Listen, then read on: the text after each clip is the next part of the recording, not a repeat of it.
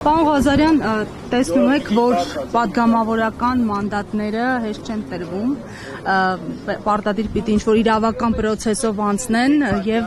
նոր վերցնեն, հիմա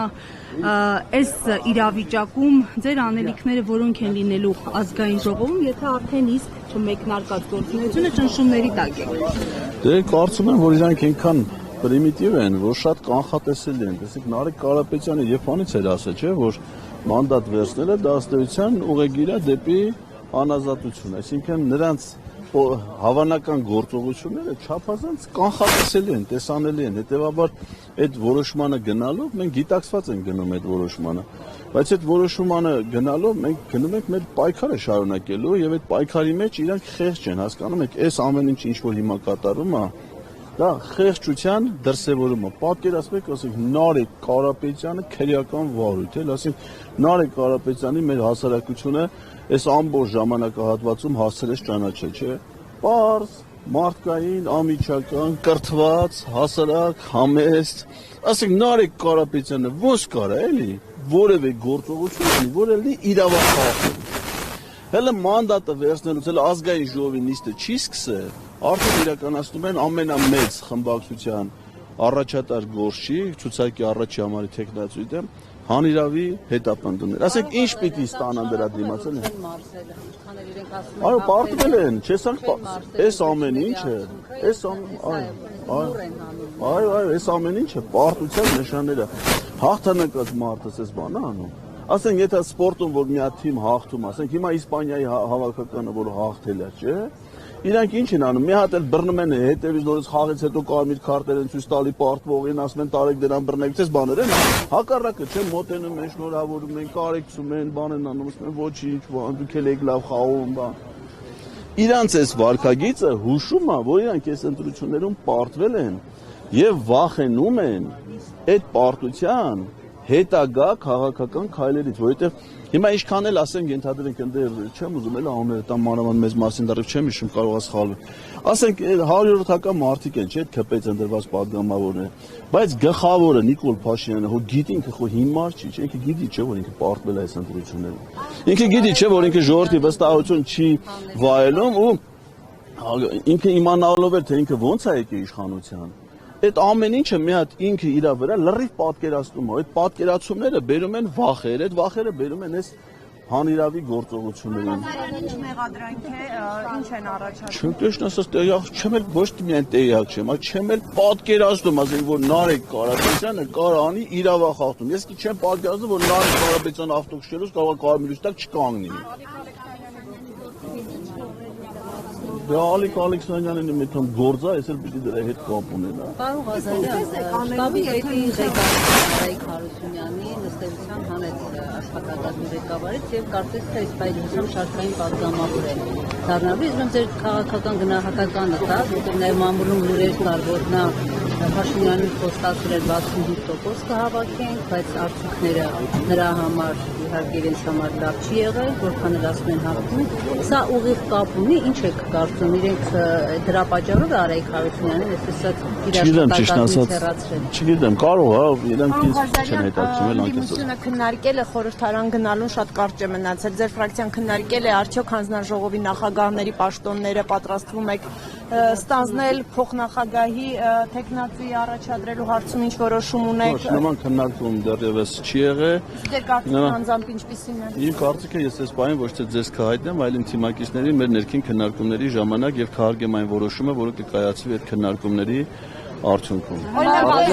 Քննարկվել է ձեզ փոխնախագահի պաշտոնում։ Նման հարց ինձ հետ չի քննարկվել, նման քննարկումներ ես նորից եմ ասում, ամենայն անկեղծությամբ ասում եմ, որ ուժեղ Հայաստան թիմում այն մարդիկ, ովքեր պետք է ընտրվեին պատգամավոր, այդ հարցը առհասարակ չի քննարկվել։ Մենք ԿՊ չենք էլի, հասկանում եք, որ ժամանակից շուտ ինչ-որ որոշումներ կա, ասենք չեմ ասում։ Նախ որպեսզի պարզ լինի մշտական հանձնաժողովներում մարդ առաջադրել թե չէ, նախ պետք է պարզվի քանի հատ մշտական հանձնաժողովա ձևավորում։ Ազգային ժողովը ինքն առաջին նիստում որոշում թե քանի հանձնաժողով։ Եթե հանձնաժողովների քանակը ընտրված չի։ Իրանք արդեն վարչությունը որոշել են առաջադրումներ են անում թե ով որ հանձնաժողովի նախագահ։ Բայց եթե ասենք թե եկանք ազգային ժողովի քննարկումների ժամանակ որոշվեց որ պետք է ստեղծվի ընդհանրապես 4 մշտական հանձնաժողով։ Բայց տրթատը այն արդեն առաջադրվել։ Պարոն Ղազարյան, դրդատեմ կողմ, բայց տեսեք, դուք ասում եք պարտվել են, ամեն դեպքում են լեգիտիմությունը, որը չեն ստացել ընտրություններով, այդ բացարձակ լեգիտիմությունը, հիմա փորձում են վերստանալ իրավական, այսպես կոչված պրոցեսներով,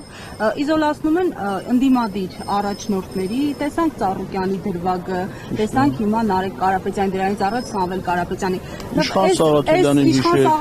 եւ հիմա պարզ է, որ շարունակական է լինելու։ Ի վերջո ընդդիմությունը ունի դիմակայելու այլընտրանք։ Այո,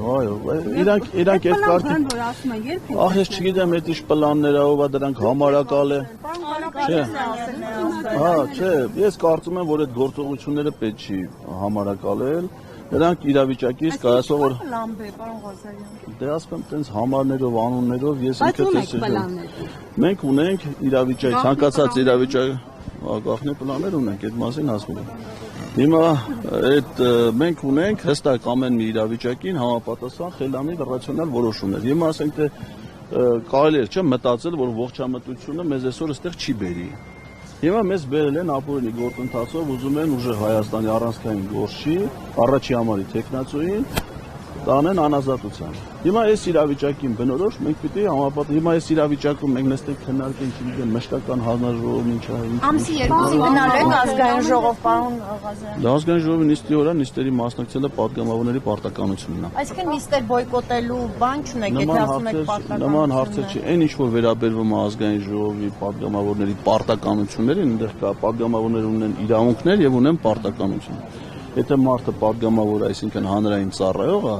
պարտականությունների կատարման հարցում պետք է ցուցաբերի բարեխղճություն։ Այն ինչ որ վերաբերվում է իրավունքներին, իրավունքներից կարող է օգտվել հայեցողությամբ։ Քվեից ասում են, որ պատրաստվում են ձեր ֆրակցիային քաղաքականապես ոչնչացնել խորհրդարանում։ Դուք ինչպես եք դիտարկում, դուք նկատում ամբողջ ձեր թիմը, ինչպես են դիտարկում այս հայտարարությունները եւ ինչպես եք պատրաստվում աշխատել այդ հայտարարությունների պայմաններում։ Սամվել Կարապետյանը մի անգամ դատարանի բակում ճեպազրույցներից մեկի ժամանակ արձագանքելով Նիկոլ Փաշինյանի մեջբերումների մի շատ լավ բանաձևում է տվել նման բոլոր իրավիճակների համար։ Շան տեղ մի դրեք։ Պարոն Ղազարյան, այս ամենը բացառելու այսօրվա ընդդիմադիր խորհրդարանական ուժը նախորդ գումարման ընդդիմադիր խորհրդարանական ուժից ինչ ռեսուրսներ ունես, լրացուցիչ օրինակ ռեսուրսներ,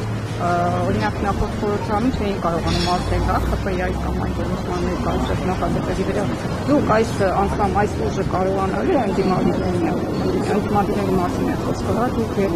հայտարարություն։ Դե որոշումները, որոնք կայացում են այնքան թվով պատգամավորներով, որը չի բավարարում մեր երկու ընդդիմադիր խմբակցությունները, բնականաբար մենք նրանց հակազդելու իրավական հնարավորություն չունենք։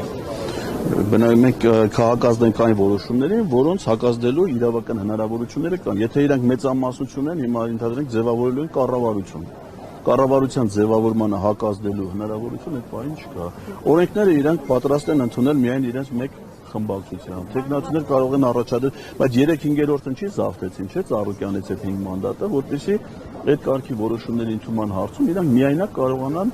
գործել։ Բայց այդ միայնակ գործելու համար գոյություն ունի բացի իրավականից նաև քաղաքական ժամկետներ, թե իրանք ինչքանով կարող են դա անել։ Հիմա 2017 թվականին ձևավորված ազգային ժողովում էլ կոալիցիա էր ձևավորվել Հանրապետական կուսակցության, ԲՀԿ եւ Հայ-հեղափոխական դաշնակցության միջեւ։ Եվ ընդամենը մի տարի հետո Նիկոլ Փաշինյանին ընտրել են ազգային ժողովի կողմից Հայաստանի Հանրապետության վարչապետ։ Այսինքն 17 թվի դրությամբ էլ կար այլ մեծամասնություն, այլ կոալիցիա, որը իրավական իմաստով ուներ այլ հնարավորություններ, քաղաքական հնարավորությունների ժամկետը կրճատվեց 4 տարով։ Իսկ ֆրակցիայի ղեկավարման մասով ես չեմ հիշում ճիշտ ասած կար որոշում, որ Նարեկ Կարապետյանը պետք է Դեռ նման որոշում չի կայացվել ազգային ժողովի կանոնակարգով խմբակցության ղեկավարի քարտուղար ընտրությունը կատարվում է ազգային ժողովի առաջին նիստի ժամանակ։ Այսինքն այդ որոշումը կկայացվի օգոստոսի դեռևս քաղաքական որոշում այդ իմաստով չի կայացվել, տրամաբանական կլինի։ ակտիվ կողմնակից եք հիմա կարծում եք հնարավորություն ունենալու։ Դե հիմա այս պահին չէ, որովհետև անվստահություն հայտնելու գործընթաց հնարավոր է կառավարության ձևավորումից 1 տարի հետո։ 1 տարի հետո ես կարծում եմ այդ իրավիճակը պետք է օբյեկտիվորեն գնահատել եւ պետք է փորձել դա գործի դնել։ Նարեկ Կարապետյանը հայտարարել է,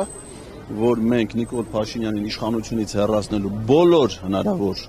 գործընթացները իրավական գործիքակազմը կիրառելու ենք։ Ղազարյան, եւ այս տեղի ունեցող քրեական գործերը արդյոք նպատակում են եւ պատերազմի